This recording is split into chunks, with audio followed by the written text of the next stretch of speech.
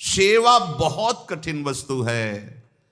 सेवा भगवान की जिसने पधराली, प्रियाजू की पधराली सेवा कर रहा है, आप समझो श्री जी के निकुंज में हो, संशय मत करना, सीधे आपको श्री जी अपनी सेवा में लेंगे यदि सेवा विराजमान। देखो साधना का फल होता है, सेवा का फल नहीं होता। सेवा का सीधा फल होता है स्वामी के समीप नित्य सेवा में पहुंच जाना। आज तक हमें कहीं ऐसा प्रमाण नहीं मिला कि श्री जी की सेवा करने वाले की गति में अंतर हुआ हो। कहीं भी ऐसा, साधना से भ्रष्ट होते तो देखा गया, लेकिन श्री जी की परिचर्या करने वाला श्री जी को प्राप्त नहीं हुआ, ऐसा हमें अभी तक प्रमाण नहीं मिला। ये श्री राधा मोहन जी के आराध्य देव थे, आस्करन जी के, और ये सेवा में मगन रहते। देखो जब आप ठाकुर सेवा, जैसे आपको कि अब हम सेवा में रहेंगे तो हमारा काम कौन करेगा, तो पूरी सृष्टि तुम्हारे काम से चल रही है, तुम्हारे चलाए चल रही। अरे कुछ समय, घड़ी दो घड़ी तुम ऐसी निकालो जिससे एकांत चित्त से आनंद पूर्वक अपने लाडले ठाकुर को दुलार कर सको। उनको श्रृंगार करो, भोग लगाओ, आरती करो, 4 परिक्रमा करो, साष्टांग दंडवत करो। जीवन का परम लाभ है ये। पर नहीं, आप खाएंगे हलवा, गरम गरम पकौड़ी, चाय, और ठाकुर जी के सामने वो सफेद वाले दाना नहीं आते, चिरौरी रख दो अरे भाई तुम क्या कर रहे हो, चोरी कर रहे हो तुम। घर में ठाकुर विराजमान, घर के मालिक विराजमान, हमें जल्दी ऑफिस जाना है, गरम गरम परेठा ये वो सब, और ठाकुर जी के सामने। हम तो देखते हैं जैसे कोई ठाकुर जी के दर्शन कराने के लिए लाता है तो 4 टाफी, वो भी प्लास्टिक से लिपटी हुई, मतलब देख केवल ले, खा भी नहीं सकते हो क्योंकि प्लास्टिक लगी हुई, ऊपर कवर एकदम ऐसे रखे हुए हैं। वो बोले हमारे लड्डू गोपाल हैं। जब गोपाल हैं तो टॉफी खोल पाएंगे क्या? अगर आपको टॉफी पवाली है तो आप खोल करके सुंदर एक कटोरी में रख करके थे, ऐसे 4 दाने चिरौरी रख दिए, कटे हुए मिश्री के टुकड़े रख दिए। अरे अनंत ब्रह्मांडों का भरण पोषण करने वाला तुम्हारी चिरौरी के लिए मर रहा है। हाँ, अगर तुम्हारे पास केवल चिरौरी ही है तो वो तृप्त हो जाएगा। तुम खाओ हलवा, उसको रखो, चिरौरी तुम पहनो, एक से एक बढ़िया कपड़ा, और ठाकुर जी के लिए अलग कपड़ा होता है दुकानों में, वो ठाकुर जी के लिए लेना है। पूजा, सत्यनारायण की पूजा की सामग्री गांव में जो परचून की दुकानें होती हैं कस्बों में, उनमें अलग होती है। बोले सुपारी देना, तो बोले पूजा के लिए, बोले हाँ, वो सड़ी सुपारी का अलग बैंक होता है, वो पूजा के लिए जाएगा। प्रभु के लिए तुम ऐसे चिरौरी रख देते हो। वो नारियल भी जिसमें पाली लो, देखो ना कथा, सत्यनारायण की कथा करनी, हमें नारियल दे दो। वो सूखा नारियल जो किसी काम में ले जाएगा वो सत्यनारायण के पास जाएगा। वो कपड़ा टून का ना पहन सकते हैं, ना ओढ़ सकते हैं, ना बिछा सकते हैं, ना पोछा लगा सकते हैं, वो ठाकुर जी के लिए बलिहारी है श्रद्धा। तो भी ठाकुर जी भी ऐसी व्यवस्था करते हैं, ना पहनने लायक ना ओढ़ने लायक, ऐसा तुम्हें नया जीवन देंगे, जरूरत ही नहीं पड़ेगी कपड़े की, घूमो वैसे ही। हाँ, जरूरत ही नहीं पड़ेगी, अन्य योनिया नहीं, कोई जरूरत नहीं है, घूमो। इसलिए सावधान। भगवत सेवा का तात्पर्य है उत्तम भोग लगाए मोर मरकट को से। स्वामी जी महाराज परम विरक्त, वैराग्य की चरम सीमा स्वामी श्री हरिदास जी, लेकिन उत्तम भोग लगाए ठाकुर जी को। उत्तम उत्तम, तुम्हारे पास जो कुछ है उसमें सबसे बढ़िया भोग बनाओ। धन्ना जी के पास बाजरा की रोटी भी पूरी नहीं थी कि भरपेट पाले, तो 1 रोटी रोज ठाकुर को रखते थे। आधी ठाकुर जी पाते थे, आधी आप पाते थे। सुदामा जी के पास कौन सा माखन मिश्री था? वो तंदुल जो पछोरने से बाहर निकलते हैं, किसी काम में नहीं, वो लेके गए थे। ठाकुर जी पाते हो कहते आज मैं तृप्त हो गया। सबरी जी के पास क्या था? क्या था? जंगली बेर, कहीं कड़ुआ कसेला ना हो, इसलिए चख के मेरे रघुनाथ जी को कहीं कसेला ना लगे। प्रभु वाह वाह करके पा रहे। विदुरानी जी ने कौन सा 56 भोग पवाया? केले के छिलके, भाव दशा में डूबी हुई। देखो हमारे ठाकुर को कुछ नहीं चाहिए, भाव से समझिए। ये बिहारी जी को 4 घंटे बैठने के लिए 10-10 लाख रुपए का फूल बंगला निकला, काम थोड़ी चलाया जाता है। अरे हमारे लाडले सरकार है, अगर 4 घंटे बैठ गए 10 लाख खर्चा हो गया तो क्या? अनंत ब्रह्मांडों का सृजन करने वाला ठाकुर हमारे पास नहीं है, तो ठाकुर जी को आपका भाव चाहिए। और आप तो सो बढ़िया पलंग में, और ठाकुर जी को एक छज्जा में विराजमान किए, छज्जा में ऐसे उतर नहीं सकते, मतलब कूदे तो वैसे ऊंचे, अगरबत्ती दिखा दी चले। आप तो नहीं, अपने लाड़िले ऐसे प्यार करो, ऐसी जगह सिंहासन रखो कि उतर कर अगर आपके वन विहार करना चाहे तो उतर लेना, ऐसा विराजमान करो आराम से। वो एकदम वो सिर्फ दीवार में ऐसी जगह, या तो बाहर वाले कमरे में, अपने कमरे में तो ठाकुर जी रहेंगे ही नहीं। अरे भाई, अगर घर में ठाकुर जी तो उठते बैठते निकलते, उनके दर्शन हो रहे, चोरी क्या? तुम तो हमारे घर के माई बाप हो, सब देखो, चोरी क्या आपसे? आपको जो अच्छा ना लगे सुधार देना, ऐसे रहना चाहिए। बिल्कुल भगवत प्राप्ति निश्चित है, ये सेवा पद्धति है, बड़े भाव से आप इसको स्वीकार कीजिए। हमारे लाडले बड़े कृपालु हैं। अरे जहर पिला रही है छाती में लगा के तो परम पद दे रहे हो, तुम दूध पिलाओगे तो तुम्हें परम पद नहीं मिलेगा। पूतना जहर लेकर के पिला रही बाल गोविंद को, अभी 6 दिन के ठाकुर हैं, उसे परम पद प्रदान किया, और आप रोज सुंदर सुंदर भोग लगा रहे हो और तुम्हें भगवत प्राप्ति नहीं होगी। ठाकुर जी की आरती उतार रहे हो, बलिहारी जा रहे हो, उनके सामने कीर्तन कर रहे हो, नृत्य कर, विश्वास तो करो ना, तुम्हें भगवत प्राप्ति हो जाएगी। आस्करन जी ने एक चौकीदार पूजा गृह के बाहर बैठाल दिया और कहा कोई भी भीतर आने ना पावे, क्योंकि एक बार भी सेवा में विक्षेप मुझे बर्दाश्त नहीं। तो ठीक 10 घड़ी का इन्होंने भी नियम, जो नियम लो उसका निर्वाह करो। 4 घंटे। दिल्ली का बादशाह किसी कारण से उधर आया हुआ था, उसने कहा मुझे आस्करन जी से तुरंत मिलाया जाए। पहले तो राजा लोग होते थे और बादशाह, अब जैसे मुख्यमंत्री और प्रधानमंत्री, राष्ट्रपति। तो जो मुख्यमंत्री हैं ये राजा हैं प्रदेश के, और वो संपूर्ण राज्यों का बादशाह उसे कहा जाता था। आस्करन जी को शीघ्र हमारे सामने उपस्थित किया जाए। प्रार्थना की कि महाराज असंभव, इस समय आस्करन जी महाराज अपने ठाकुर जी की सेवा में हैं और उनका आदेश है 4 घंटे कोई हमसे बात ना करे। आस्करन जी को सूचना देने के लिए बार बार सेवकों को आदेश किया, पर कोई भी सेवक बादशाह की आज्ञा पर नहीं उतरा। हम अपने राजा से ऐसा नहीं प्रार्थना कर सकते। 4 घंटे। बादशाह को बहुत कष्ट हुआ कि हमारी आज्ञा का उल्लंघन। तुरंत आदेश किया सेनापति को, बुलाओ, देखते हैं कि हमारी आज्ञा का उल्लंघन का परिणाम क्या होता है। सेनापति तुरंत उपस्थित हुआ। इस नगर के सबको दंड दिया जाए और बंदी बनाकर आस्करन को हमारे सामने लाया जाए, क्योंकि बादशाह है। अब अहम तो विराजमान है ही है, कोई परमहंस थोड़ी है कि अहंकार लीन हो गया है। बताया गया कि ठाकुर सेवा में, भगवत आराधना में 4 घंटे उनके पास कोई सूचना नहीं पहुंचाएगा। बादशाह की आज्ञा का उल्लंघन करने के कारण सब सैनिक जितने थे दब रहे थे। महाराज की तो आज्ञा है कि सूचना न दो, पर यहां तो सब गड़बड़ हो रहा है। बादशाह ही नाराज हो गया।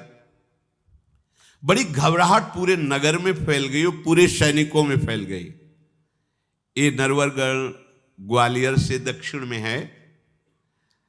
आस्करन जी ना शिकार खेलते थे, ना किसी को दंड देते थे, बस केवल भगवत सेवा, नाम जप, नाम कीर्तन, पूरे नगर को सब सुविधा, सबके घर में ठाकुर सेवा, सबके यहां नाम कीर्तन सुनाई देना चाहिए। जिसको जो जरूरत हो राज दरबार से ले जाए। किसी को लग सकता है अगर ऐसे बढ़ता रहेगा तो राज खजाना खत्म हो जाएगा। नहीं, अज्ञान से तुम सोचते हो।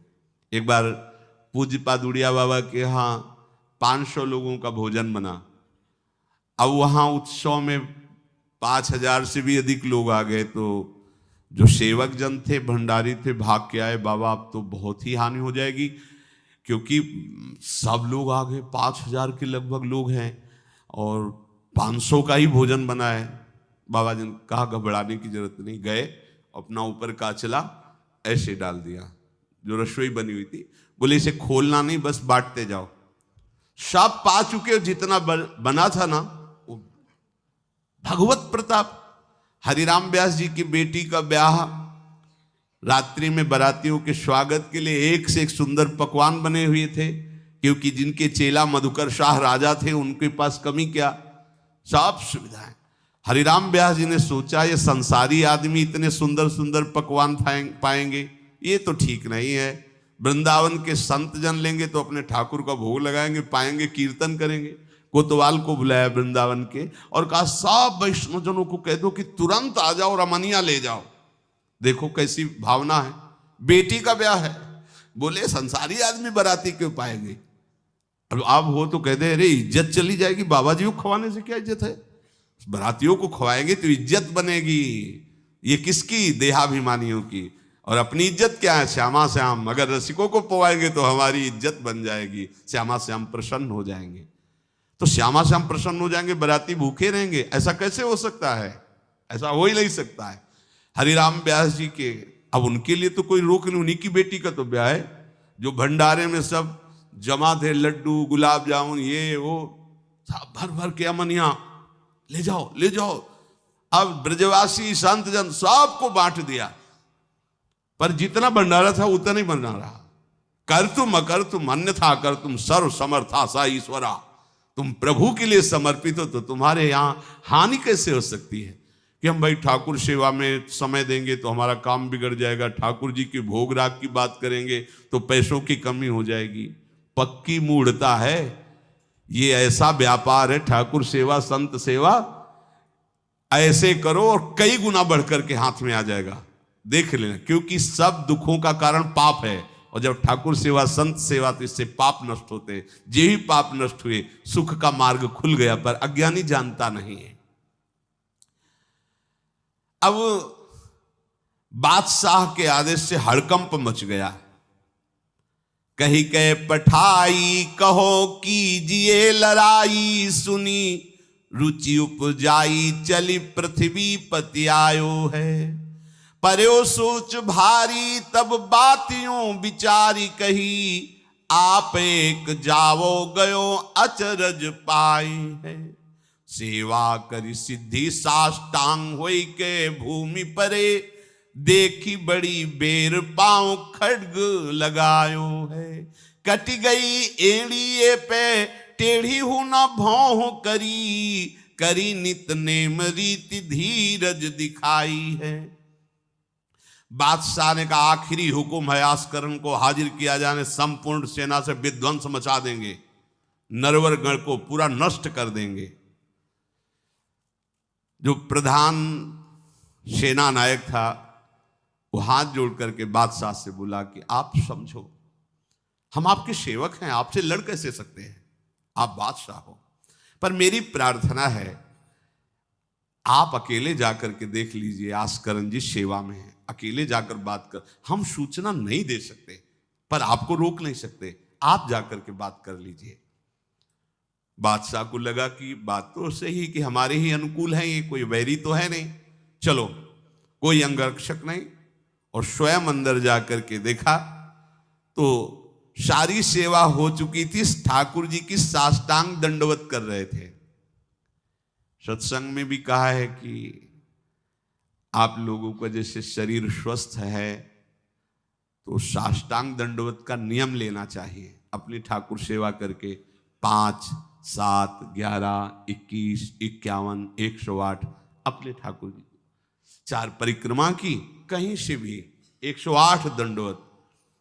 एकोपि कृष्ण कृतः प्रणामो दशाश्वमेधा व्रतेन तुल्यः, दशाश्वमेधी पुनरेपि जन्म कृष्ण प्रणामी न पुनर्भवाए। ये भीष्म जी बोल रहे हैं, एक बार हमारे श्री कृष्ण को कोई साष्टांग दंडवत कर दे, 10 अश्वमेध यज्ञ का फल और व्रत स्नान का उसे प्राप्त होता है। पर 10 ये अश्वमेध यज्ञ करने वाला पुनर्जन्म को प्राप्त होता है, पर एक बार श्री कृष्ण को साष्टांग प्रणाम करने वाला पुनर्जन्म को प्राप्त। दशाश्वमेधी पुनरेपि जन्म कृष्ण प्रणामी न पुनर्भवाए। अपने पास तो भगवत प्राप्ति के लिए बहुत से अस्त्र हैं, केवल नियम पूर्वक प्रयोग करो, माया का प्रवाह बंद हो जाएगा। ठाकुर सेवा के बाद करना चाहिए साष्टांग दंडवत। हमने महापुरुषों को देखा है, गुरुजनों को देखा है। अब शरीर उस लायक नहीं है तो भाव से कर लीजिए। अगर शरीर स्वस्थ है और आप करने लायक हैं तो जरूर, जैसे माताएं बहनें सखियां हैं तो पंचांग, एक पंचांग दंडवत की खड़े हो गए, हाथ जोड़ा, मंत्र अंदर स्मरण किया, फिर पंचांग 5, 7, 11, 21, 51 ऐसा करना चाहिए। आस्करण जी भगवत सेवा करके साष्टांग दंडवत कर रहे थे नियम पूर्वक। अब ये तो पता चल गया कि कोई आया है, पर ना नजर दी, ना बात की, ना रुके। उठे साष्टांग दंडवत, फिर उठे, फिर साष्टांग दंडवत। बादशाह खड़ा देखता रहा, ये तो ना हमारी तरफ देख रहे हैं ना बोल रहे हैं। बहुत देर हो गई, चुपचाप। पद का अभिमान होता है।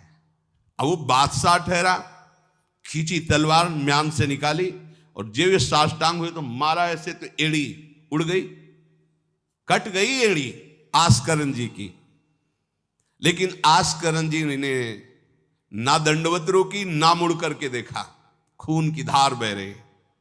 निष्ठा देखिए, ये है अनन्य भक्ति की निष्ठा। नहीं कहा कि अब रुक गए, कुछ नहीं, वैसे ही खड़े हुए, फिर साष्टांग दंडवत, फिर खड़े हुए, खून से लथपथ हो रहे। कोई कष्ट का अनुभव नहीं दिखा रहे कि आओ कहे या पीछे मुड़ करके देखे। अब तो धैर्य छूट गया बादशाह की, ये मेरे से तो अपराध बन गया, ये कोई नाटक नहीं कर रहे, ये तो सच्ची में महान भागवत है। क्योंकि जो पद का अभिमानी जन होता है वो ये नहीं जानता है कि भक्ति क्या होती है, भक्ति का स्वरूप क्या होता है, भक्तों की निष्ठा क्या होती है। उनको तो लगता है कि मैं अमुक पदाधिकारी हूं, मैं इतना। तो ये बाबा जी लोग भीख मांगने वाले, इनके आगे क्या जमीन में बैठे? हमारे लिए कुर्सी की व्यवस्था नहीं होगी क्या? हमारे को इस पद का अभिमान जो मिला है उसका सम्मान होना चाहिए। तो वो जिस पद में है, इस सृष्टि में कोई वो पद नहीं है, वो हरिदास पद में है, हरि पार्षद। तुम तो मायाकृत सृष्टि के किसी पद पे होगे, वो मायापति के निजी पार्षद हैं। तुम्हें दिखाई देता है भिखारी है, तुम्हें दिखाई देता है भिक्षुक है। नहीं नहीं, वो इतने बड़े बादशाह के ऐसा बादशाह पैदा ही नहीं हुआ है? चाह मिटी चिंता मिटी, मनुआ बेपरवाह, और जिनको कछु न चाहिए वो साहन के साह। नरपति सुरपति लोकपति, जिनके भावे घास, जिनके भावे घास, रहे परमानंद में तज सब ही की आस। गर्दन उतार दोगे, अगर हरि का विधान होगा तो शरीर ही नष्ट होगा। नहीं तो हमें छू भी नहीं सकते, हमारे स्वरूप को नहीं छू सकते। भक्त अपनी निष्ठा पे होता है। एक बार भी आस्करण जी ने मुड़ करके नहीं देखा बादशाह की तरफ। अब तो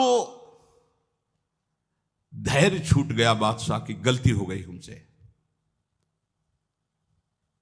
ऐसा ही होता है। नवलदास जी को वृंदावन से हरिवंश महाप्रभु के शिष्य थे, तो बादशाह तुर्की था, उसके मन में वैश्य कुल के प्रति बड़ी ईर्ष्या पैदा हुई थी। तो उसने कहा भारत में वैश्य कुल नहीं रह जाना चाहिए, नष्ट कर दो। आतंक स्वरूप उनका काटना मारना, लाखों वैश्यों का कत्ल कर दिया।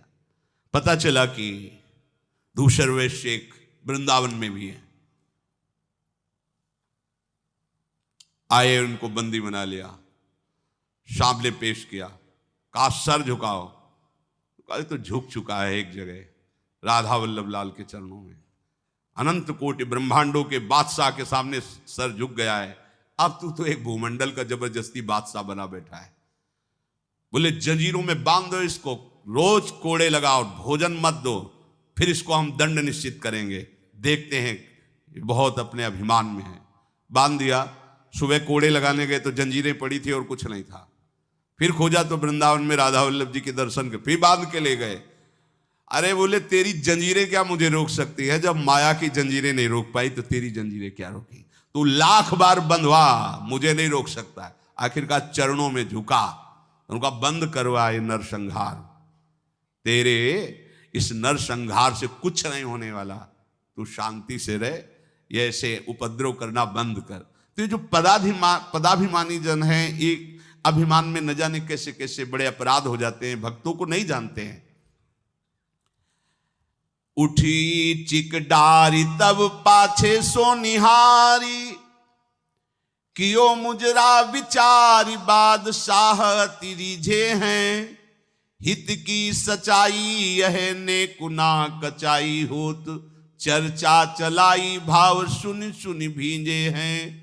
बीते दिन को नृप भक्त सो समायो, पृथ्वीपति दुख पायो सुनि भोग हरि छीजे हैं। करे विप्र सेवा तिने गांव लिख न्यारे दिए, वाके प्राण न्यार लाड़ करो कही धीजे हैं। पूरी दंडवत की, ठाकुर जी को प्रार्थना की, चिक डाल दी, जो मध्याह्न विश्राम की, फिर पीछे मुड़े। तब तक खून बह रहा है। पीछे मुड़कर देखा, बादशाह जोहार की, बिल्कुल गुस्सा नहीं। राजा को इनकी ये धैर्य शैली देखकर कि अपने इष्ट के प्रति निष्ठा और मेरे अपराध का कोई भी इनके ऊपर प्रभाव नहीं, रीझ गया, बहुत प्रसन्न हुआ और कहा, आज मेरे नेत्र सफल हुए कि मैंने ऐसा निष्ठावान भक्त देखा। ना तो तुम्हारी भ्रकुटी में थोड़ा भी रोष है, और ना तुम्हें पीड़ा है, और ना कोई थकावट है। हम आपसे वार्ता करना चाहते हैं, क्या है आप में ऐसी सामर्थ्य कहां से आई कि आपने अपनी निष्ठा छोड़ी और तलवार से एड़ी काट दी। एड़ी, अरे ऐसे काट, जरा सा कुछ लग जाए तो देखो कैसा लगता है। एड़ी कट गई, खून निकल गई, दंडवती बंद नहीं हुई। जब वो बैठ करके भगवत भक्ति की बात की, बादशाह के आंसू आ गए। संत का यही प्रभाव होता है। देखो, राजा हैं पर संत हैं। विभीषण जी से भगवान कहते, तुम सरीखे संत प्रिय मोरे, धरो देह नहीं आन।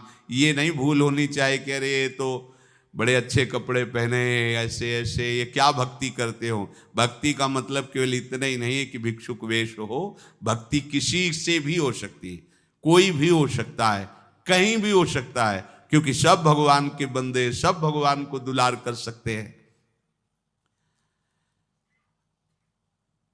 अपनी कीमती रुमाल तत्काल पट्टी बांधी अपने हाथ से आस्करन जी के चरणों में। स्वयं बादशाह ने घुटने टेक कर तुरंत और कहा कि आज मैं निहाल हो गया। आपकी ये जो भक्ति है, ये जो निष्ठा है, आज प्रभु की हम पर बड़ी कृपा है जो मुझे दर्शन हुआ आप जैसे भक्ति की निष्ठा का। बादशाह अत्यंत प्रसन्न होकर के आपको क्या सुख प्रदान करें। होगा हमारी सेवा निष्ठा है, आप जब चाहते तब आदेश दे देते, तो आप मुझे अपने आदेश से मुक्त कर दीजिए। आज के बाद हमारा कोई शासन आपके ऊपर लागू नहीं रहेगा। आप जब चाहें स्वेच्छा से आप आ सकते हैं, ना आए तो आपका राज्य, हमारा कोई अधिकार आज से नहीं। श्री आस्करन जी को एक बार बहुत शरीर में बुखार आ गया, इतना कष्ट पीड़ा होने लगी। अब वो कैसे सेवा करें, भीषण कष्ट है, उठा नहीं जा रहा। प्रातःकालीन बेला से ही सेवा प्रारंभ होती थी। बस उनको एक चिंता है कि अब सेवा कैसे होगी, सेवा कैसे होगी। उसी शिथिलता में भगवान अपने निजी सेवक में जो और परिचर्या करने में थे, उनको आदेश किया, चरणामृत पिला दो, ठीक हो जाएंगे। वो रात्रि में ही चरणामृत, महाराज ठाकुर जी ने कहा चरणामृत, आप जो ही चरणामृत पिया, शरीर का रोग नष्ट हो गया, स्वस्थ हो गए, सुबह सेवा में गए। इसलिए आप लोगों से प्रार्थना करते हैं, अकाल मृत्यु हरणम सर्वव्याधि विनाशनम श्री कृष्ण पादोदकम पीत्वा पुनर्जन्म न विद्यते। मान लो भैया, एक डॉक्टर औषधि देता है, पैसे लेता है, फीस के पैसे भी लेता है, और ना फायदा करे तो भी उसी दवाइयों का तुम आश्रय लेते हो। हम कह रहे हैं कि संसार से मुक्त होने के लिए चरणामृत सिद्ध औषधि है। रोज चरणामृत ठाकुर जी का पियो, कोई पैसा नहीं लगता। बिहारी जी, राधा वल्लभ, राधा रमन, जहां चाहो, बड़े उदार ठाकुर। चरणामृत, अगर इतना चरणामृत मिला उसमें आप 1 लीटर जल मिला लीजिए, चलता रहेगा। जब कमी लगे फिर जल मिला लीजिए, चरणामृत ही रहेगा। आप वर्षों इतने चरणामृत को पी सकते हैं जल मिला मिला के, अकाल मृत्यु नहीं होगी। समस्त रोगों के नाश करने की सामर्थ्य चरणामृत में है। कोई भी व्याधि आपको परास्त नहीं कर पाएगी। और पुनर्जन्म न विद्यते, हम भगवान के धाम में चरणामृत के प्रभाव से चले जाएंगे। अब इस पर श्रद्धा कितनी है देखो आप, 10 बार वर्णन किया होगा। नियम से चरणामृत पियो, अपने ठाकुर जी का, श्री जी का चरणामृत पात्र में रख लो, 2 बार 3 बार दिन में पियो। चरणामृत आपको अकाल मृत्यु हरणम सर्व व्याधि विनाशनम श्री कृष्ण पादोदकम पीत्वा पुनर्जन्म न विद्यते। एक बार किसी विपक्ष राजा ने आक्रमण कर दिया आस्करन जी के ऊपर। आस्करन जी के जब बात पता चली कि वो आक्रमण, तो उनका प्रभु हमसे मार काट नहीं होगा, सब में आप विराजमान हो, अब हमसे नहीं हो, या तो राजपद हटाओ, मुझे कहीं एकांत ले चलो, मैं आपके लिए रोऊं तड़पूं, अब ये सब नहीं होगा कि अब हम फिर तलवार उठाएं, मार काट शुरू करें। पर अंदर से आया कि तुम राजा हो तो प्रजा की रक्षा करना तुम्हारा कर्तव्य है। तो उन्होंने पूरी सेना सजाई, जानते हो कैसे? सब मजीरा लो और स्वयं बोले नाम कीर्तन करो, राधा वल्लभ श्री हरिवाल श्री वृंदावन श्री। कहां जा रहे? बोले युद्ध करने जा रहे हैं। ऐसे युद्ध होता है। प्रभु से कहा हमसे मारकाट होने वाले नहीं, जब हमारा कर्तव्य ही तो हम ये कर्तव्य कर रहे हैं। राधा वल्लभ श्री हरिवंश, राधा नाम कीर्तन। तुरंत आकाश में मेघ छा गए और इतने बड़े बड़े ओले शत्रु पक्ष में और हल्की फुहारें इधर के पक्ष में। जहां नाम कीर्तन, हवा चल रही, हल्की हल्की नन्ही नन्ही फुइयां बरस रही और कीर्तन में हाल, और उधर इतने इतने बड़े ओले, सब भाग गए। अस्त्र शस्त्र की आवश्यकता नहीं हुई। शत्रु पक्ष जब भागा और उधर का राजा के चरणों में गिरा कि मुझे माफी दे दो, मुझे पता नहीं था आप इस कोटि के महाभागवत हैं। यह है अनन्य भक्ति। यदि हम अपने प्रभु की सेवा, प्रभु का नाम जब, प्रभु के गुणों का गायन करते हैं, तो किसी की भी ताकत नहीं कि हमें परास्त कर सके। और आप भूल जाइए ये बात कि आपके ही किए सब कुछ होता है। आप देहाभिमान में भटक रहे, आपके किए ले। हम कह रहे मान लो, मान लो, केवल प्रभु की करुणा एक दृष्टि से अनंत ब्रह्मांड का सृजन हो गया।